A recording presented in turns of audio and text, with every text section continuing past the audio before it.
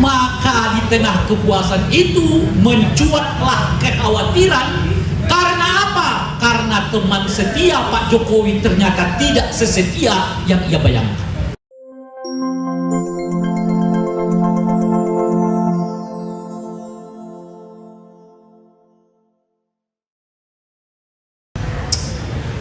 Kemarin dalam salah satu diskusi dengan juru bicara Menhan tentang pidato Pak Jokowi yang meminta agar para pembantunya jaga-jaga betul agar tidak terjadi apa yang ia sebut sebagai turbulensi politik. Ketika saya ditanya apa kira-kira komentar saya terhadap pernyataan Presiden ini, saya menyatakan heran. Heran kenapa? Kan baru saja ada harian nasional mengatakan bahwa tingkat kepuasan kepada Pak Jokowi itu mencapai 74%. Itu disebut sebagai tertinggi dalam sejarah bagi seorang presiden yang akan lengser, yaitu tingkat kepuasannya mencapai 74%. Lalu saya bertanya, apa yang membuat Presiden khawatir akan terjadi turbulensi kala 74% tingkat kepuasan terhadap dirinya? Kan nggak masuk akal kan? Tingkat kepuasan sangat tinggi, 74%, malah presidennya ngomong, hati-hati loh, ada turbulensi politik. Jadi itu fakta atau fiksi? Ya saya nggak tahu, justru makanya saya tanya.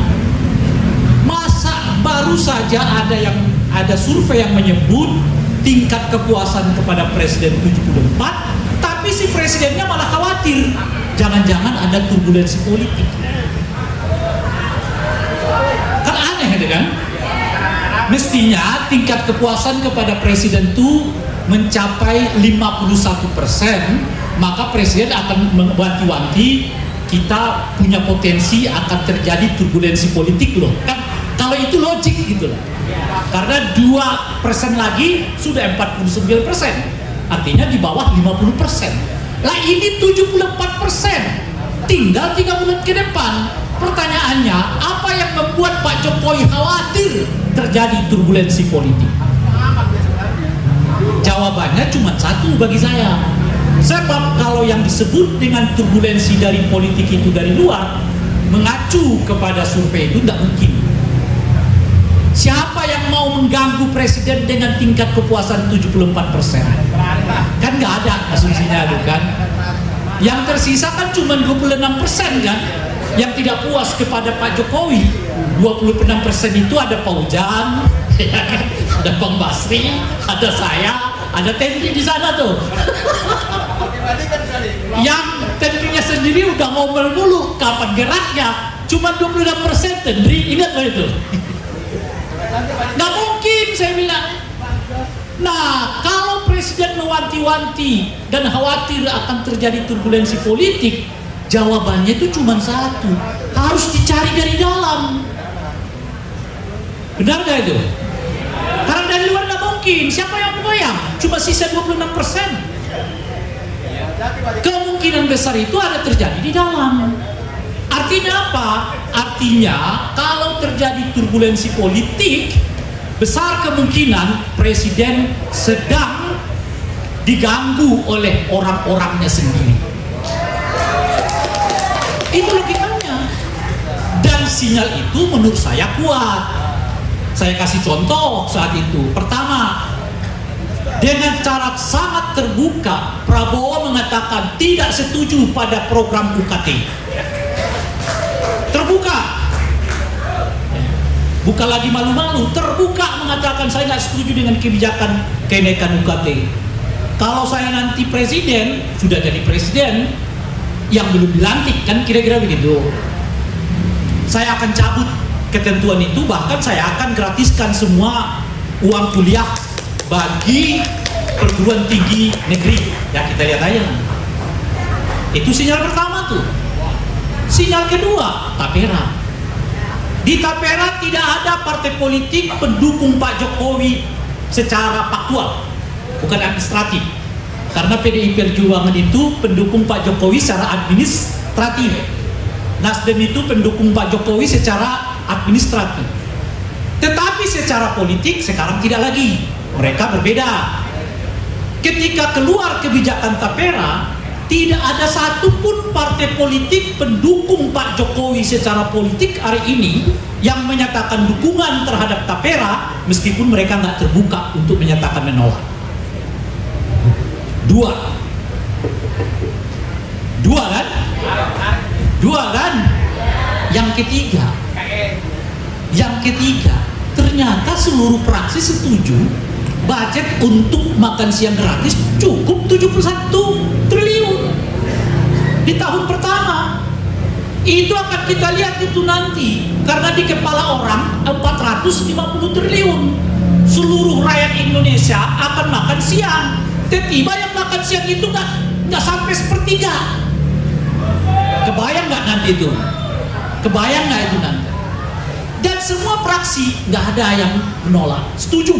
Cukup kita anggarkan 71%. Ya saya bukan ekonom, saya membayangkan kalau cuma 71%, sementara di kepala orang 71 triliun, sementara di kepala orang begitu Pak Prabowo dilantik, saat yang bersamaan makan siang seluruh anak-anak di Indonesia. Tiba-tiba tergantung siapa yang dapat kupon. Tentunya 71 triliun, artinya nggak sampai sepertiganya kan? Sepertiganya berapa? Dari 450 triliun. 150 ini sepertiganya pun tak ada. Artinya baik kupon. 20% pun tidak ada, baik kupon. Akan kelihatan itu ya kan? Maka di tengah kepuasan itu mencuatlah kekhawatiran. Karena apa? Karena teman setia Pak Jokowi ternyata tidak sesetia yang ia bayangkan. Tapi itu penyakit orang rakus di mana-mana. Sebab orang rakus berteman hanya ingin mencari keuntungan.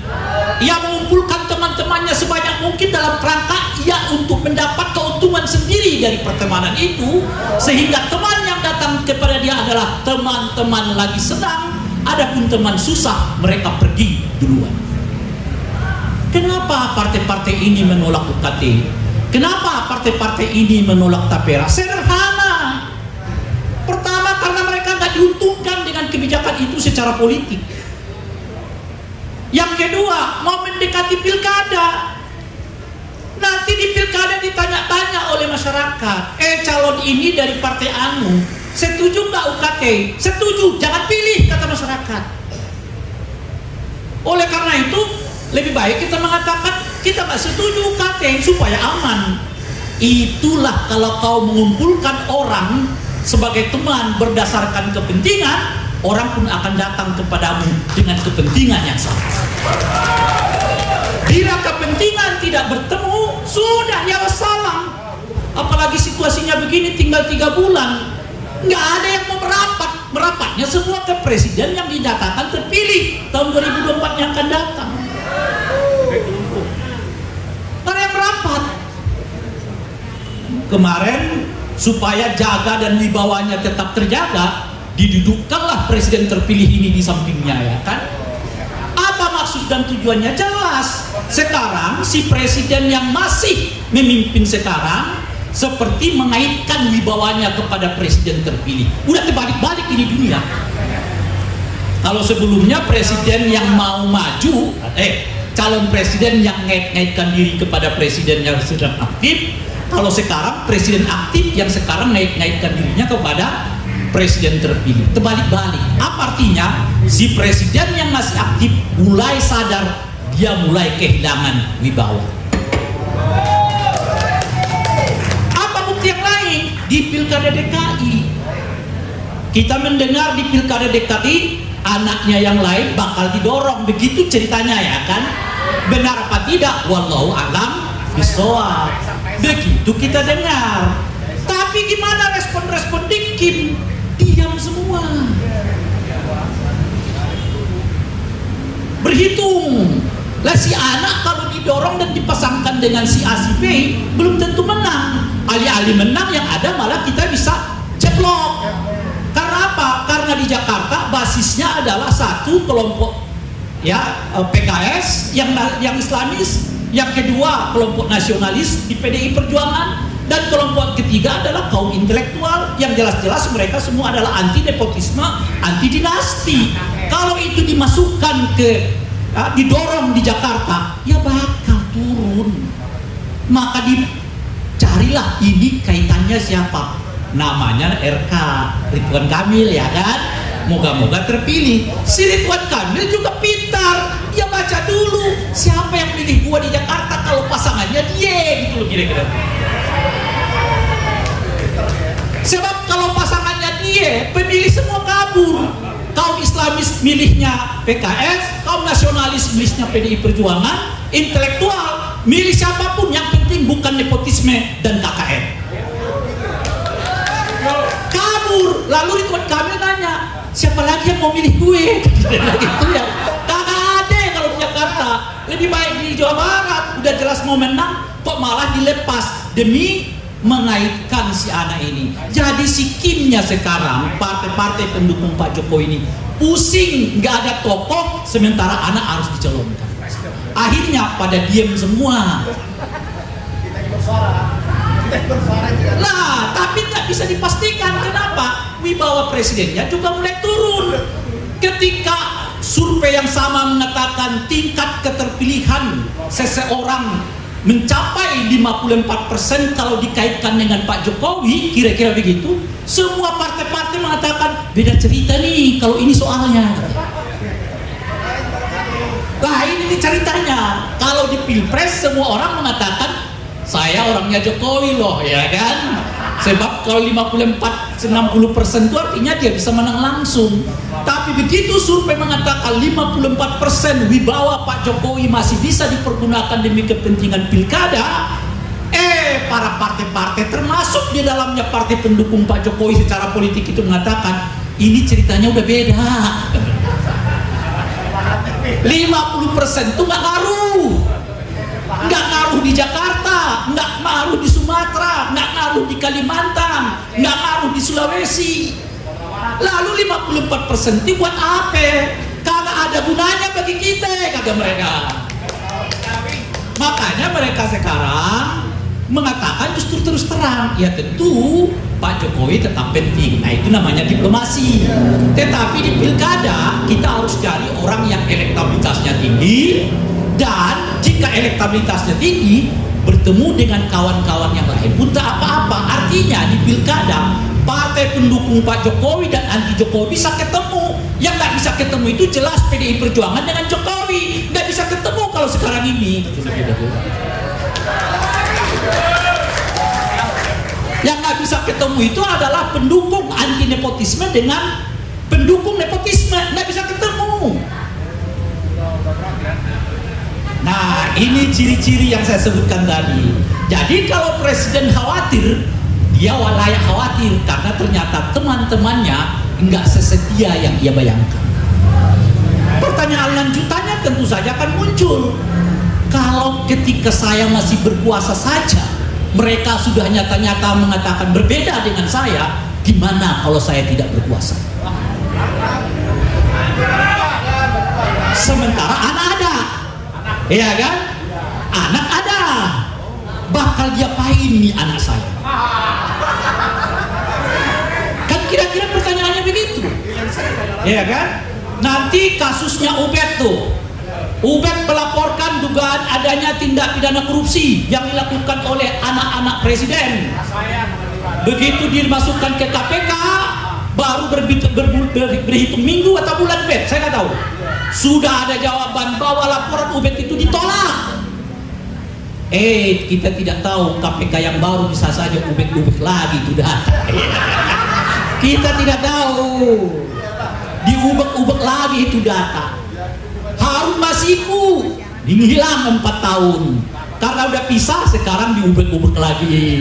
Ketahuan banget. Politik tergantung kepada siapa presidennya. Pemberantasan korupsi sekarang siapa presidennya. KPK dilumpuhkan, MA dilumpuhkan, MK dilumpuhkan, KPU, Bawaslu, Sani Mawon.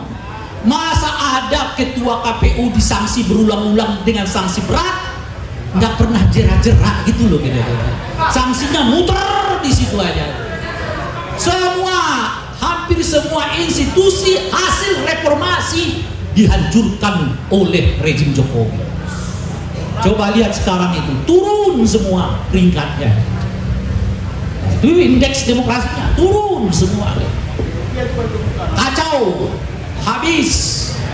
Diselesaikan oleh Jokowi dengan dua hal saja. Pertama adalah bansos, yang ketiga adalah memberi kekuasaan kepada mereka yang imannya lemah. Maka muncullah kawan-kawan yang aktivis 98 dahulu yang saya sebut dengan istilah aktivis asam sulfat, saya bilang. Kenapa saya sebut aktivis asam sulfat? Begitu mereka masuk kekuasaan, mereka lebih garang lagi menghantam semangat reformasi dibandingkan oleh orang-orang yang sejak dahulu berpaham anti reformasi. Mereka tidak malu-malunya tampil ke depan mengatakan nepotisme itu boleh,